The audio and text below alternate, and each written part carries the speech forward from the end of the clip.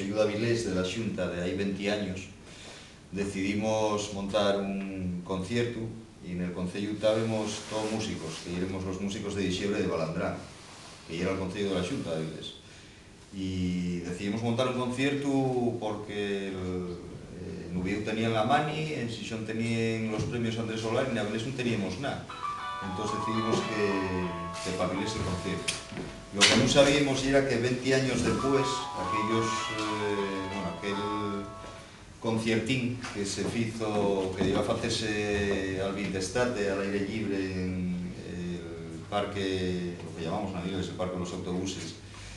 Despois tuvimos que llevarlo por la pista de exposición, que seguimos unas 500 personas más o menos, y que tocamos 3 grupos, que eran Balandrán, Dixebra y Jan de Cubel, en el primer concierto,